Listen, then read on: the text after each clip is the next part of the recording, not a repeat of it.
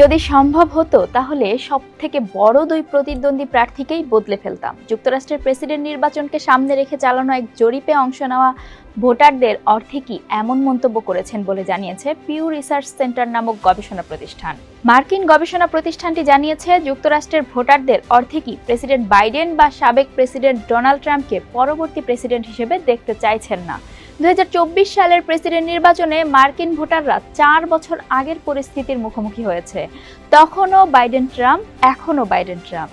এমন পরিস্থিতি মোটেও ভালোভাবে নিচ্ছেন না তারা। প্রেসিডেন্ট নির্বাচনের এখনো 6 মাসেরও বেশি সময় বাকি আছে। পিউ রিসার্চ সেন্টারের সমীক্ষায় দেখা গেছে প্রেসিডেন্ট নির্বাচনের জন্য 49% নিবন্ধিত ভোটার ডোনাল্ড ট্রাম্পের পক্ষে বা তাকে ভোট দেওয়ার দিকে ঝুঁকছেন, যেখানে 48% সমর্থক বা ভোটার জো বাইডেনের দিকে ঝুঁকেছেন।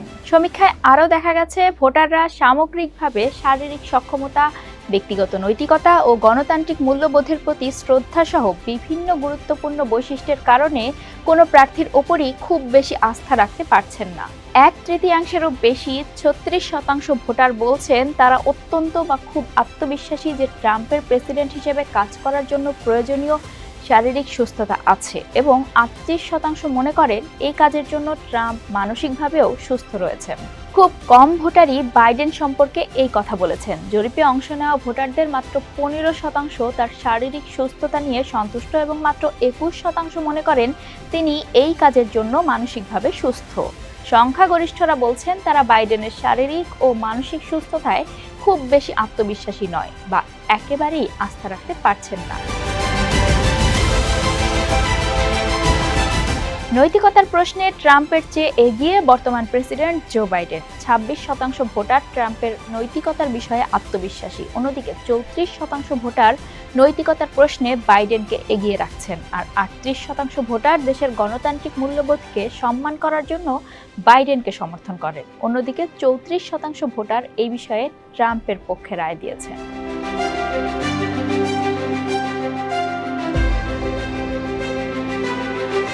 গত 8 থেকে 14 এপ্রিল 7,166 জন নিবন্ধিত ভোটার সহ 8,709 জন প্রাপ্তবয়স্কের উপর বয়স, শিক্ষা এবং জাতিসত্তার উপর ভিত্তি করে করা সমীক্ষায় ভোটারদের প্রার্থী পছন্দের মধ্যে বড় বিভাজন পাওয়া গেছে।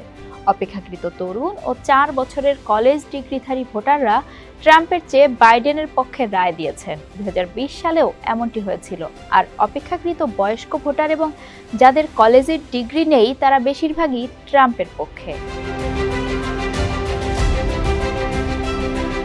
নতুন ভোটাররা ট্রাম্পের পক্ষে। বেশিরভাগ ভোটার যারা 2020 সালে ভোট দিয়েছিল তারা এবারও একই প্রার্থীকে ভোট দেবেন। এর মধ্যে এবার যারা প্রথম ভোট দেবেন তারা প্রায় সমানভাবে বিভক্ত। তাদের 48% ট্রাম্পকে সমর্থন করছেন আর 46% বাইডেনকে সমর্থন করছেন।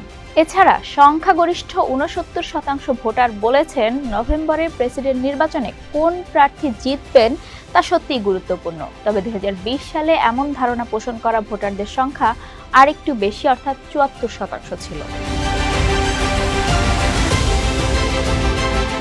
নিবন্ধিত ভোটারদের প্রায় অর্ধেক অর্থাৎ 49% বলেছেন তাদের হাতে প্রার্থী পরিবর্তনের ক্ষমতা থাকলে তারা বাইডেন ট্রাম্প দুজনকেই পাল্টে দিতেন।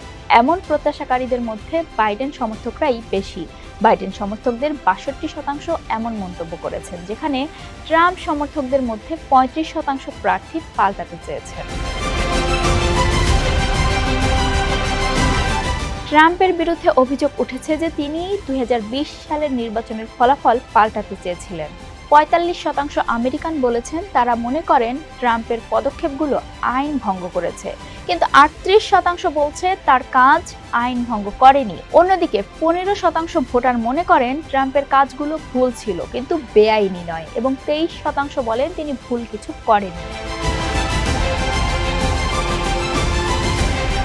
প্রেসিডেন্ট জো বাইডেন এবং সাবেক প্রেসিডেন্ট ডোনাল্ড ট্রাম্পের মধ্যে প্রতিযোগিতা একটি ভার্চুয়াল টাইতে দাঁড়িয়েছে।